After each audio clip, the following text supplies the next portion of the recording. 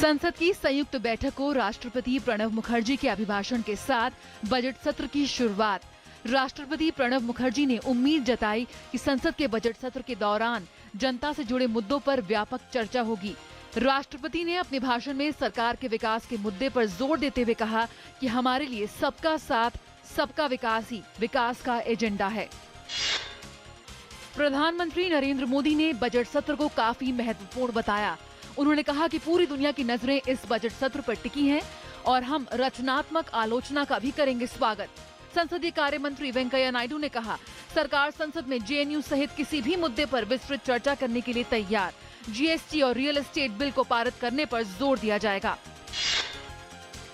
हरियाणा में जाट प्रदर्शनकारियों ने किया आंदोलन खत्म। सभी राजमार्गों से अवरोध हटाए गए। राज्य सरकार ने हिंसा में मारे गए लोगों के घर वालों को मुआवजा देने का किया ऐलान। सीएम खट्टर आज नई दिल्ली में वेंकैया नायडू की अध्यक्षता वाले उच्च अधिकार प्राप्त समिति से करेंगे मुलाकात। समिति को हरियाणा के हालात की जानकारी देंगे।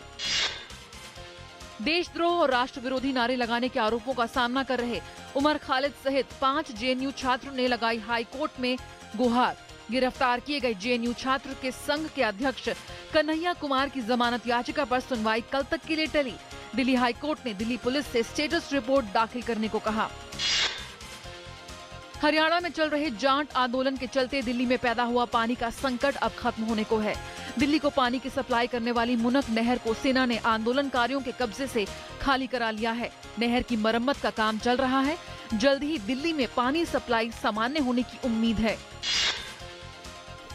एशियाई बाजारों में सुस्ती के बीच निवेशकों की ओर से मुनाफा वसूली बढ़ने से बंबई शेयर बाजार का सूचकांक 113 अंक गिरा, जबकि एनएसई निफ्टी 7,200 के स्तर से नीचे आ गया। रुपया आज अंतरबैंक विदेशी मुद्रा बाजार में शुरुआती कारोबार के दौरान 2 पैसे की आंशिक मजबूती के साथ डॉलर के मुकाबले 68.59 पर पहुंच गया।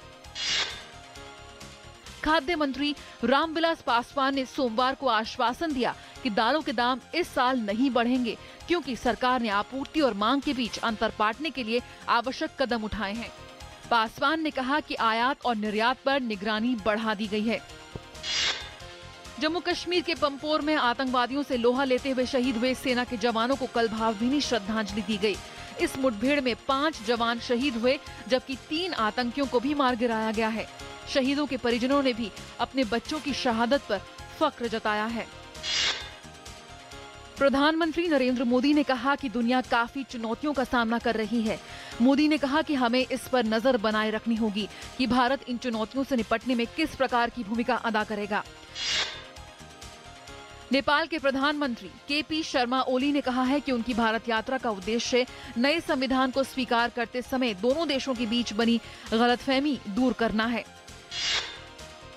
पाकिस्तान के प्रधानमंत्री के विदेश मामलों के सलाहकार सरताज अजीज ने कहा है कि जैश ए मोहम्मद प्रमुख मसूद अजहर पिछले 14 जनवरी से एहतियातन हिरासत में रखा गया है। जैश ए मोहम्मद के प्रमुख मसूद अजहर को भारत ने पठानकोट एयरबेस पर हुए आतंकी हमले का मास्टरमाइंड बताया है। सरताज अजीज ने कहा कि अब भारत को विदेश सचिव स्तर की बातचीत के लिए तारीख तय करनी है। ये बातचीत आतंकवादी हमले के बाद स्थगित कर दी गई थी। सीरिया के प्रमुख विपक्षी समूह ने कहा है कि उसने मानवीय शर्तों के पूरे होने की स्थिति में अमेरिका और रूस द्वारा घोषित संघर्ष विराम समझौते को स्वीकार कर लिया है। रियाद में उच्च वार्ता समिति एचएनसी का ये बयान मॉस्को और वॉशिंगटन की ओर से की गई घोषणा के कुछ ही घंटे बाद आया। दोनों देशों ने घोषणा में कहा था कि युद्धरत सीरिया में संघर्ष विराम की शुरुआत शुक्रवार शनिवार की रात से होगी। फिजी में चक्रवाती तूफान से मरने वालों की संख्या 29 हो गई है। हजारों लोग अस्थायी शिविरों में रहने के लिए मजबूर हैं। प्रशांत महासागर में ये तूफान 325 किलोमीटर प्रति घंटे की गति से आया। एशिया कप प्रतियोगिता से पहले भारत को झटका। अभ्यास सत्र के दौरान कप्तान महेंद्र सिंह धोनी की मांसपेशियों में आया खिंचाव। पार्थिव पटेल को बुलाया गया कवर के तौर पर। बांग्लादेश के खिलाफ कल भारत के पहले मैच में धोनी के खेलने पर संदेह। लंबी दूरी की धाविका ललिता बब्बर को वर्ष 2015 के sports person of the year पुरस्कार के लिए चुना गया है। ललिता पहले ही इस वर्ष होने वाली रियो ओलंपिक्स के लिए क्वालिफाई कर चुकी हैं।